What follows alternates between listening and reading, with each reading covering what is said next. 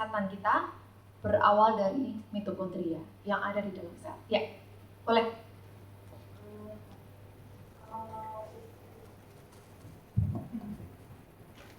Pada apoptosis itu apakah salah satu yang berfungsi untuk membantu itu adalah yang sel kita sebut sel darah putih itu, Bu?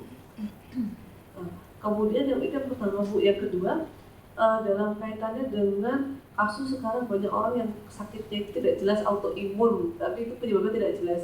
Itu bagaimana jika dikaitkan dengan sel-sel ini, Bu, dengan yang kita bicarakan topik hari ini?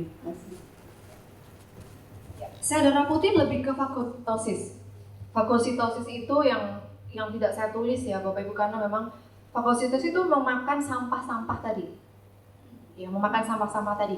Kalau yang apoptosis itu adalah ada namanya T cell. Terlalu rumit sih, tetapi pahami itu. Dan kalau sel darah putih itu dia lebih kepada menghambat atau menyerang sesuatu yang akan merusak.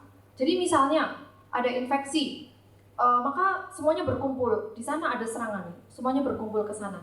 Nah, sel darah putih tidak sendirian. Yang menyerang sel yang sudah terinfeksi adalah T cell tadi. Sel darah putih itu mempertahankan supaya dia tidak kemana-mana.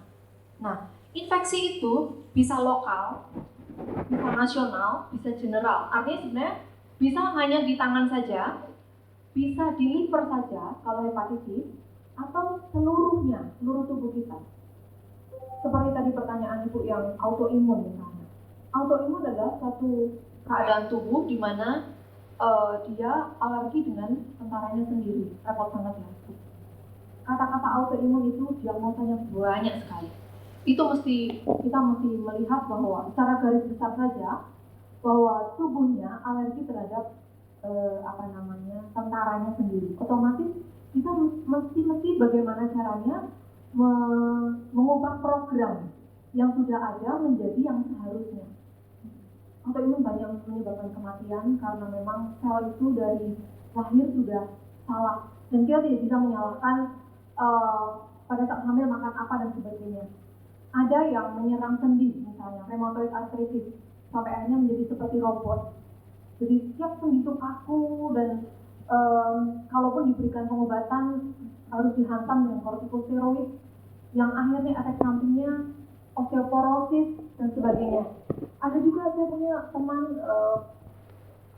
anaknya ketika itu kalau nggak salah di SD, kukunya itu lucu gitu, menggembung seperti itu.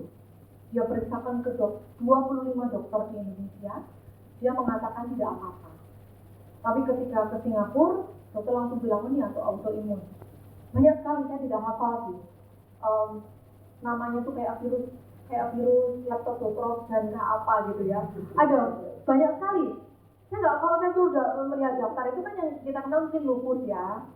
Lalu ITP, idiopathic thrombocytic purpura, atau misalnya yang kulitnya itu psoriasis misalnya, seperti itu. Dan ternyata banyak sekali.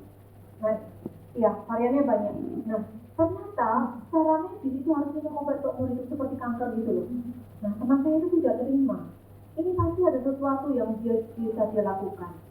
Akhirnya dia mulai dari dapur. Dia masak dengan bahan-bahan yang alami, dengan alat-alat yang kalau di kedokteran itu kan memakai stethoscope seperti itu ya, memakai itu. Dan ternyata tumbuh dan semakin baik seperti itu.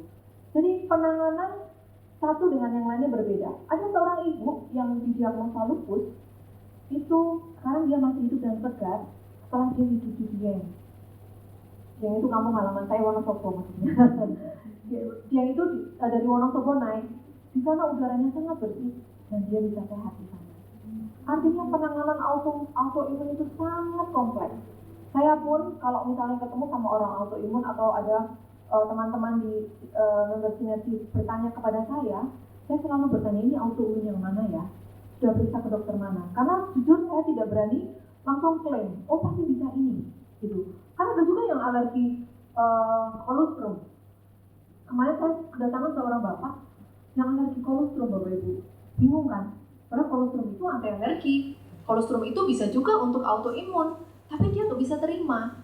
saya nggak bisa menutup mata karena metabolisme Bapak ini mungkin tidak bisa menerima zat yang ada di kolostrum kita. Seperti itu. Gitu Bu. Ya, terima kasih. Ada lagi? Oke, silakan Pak.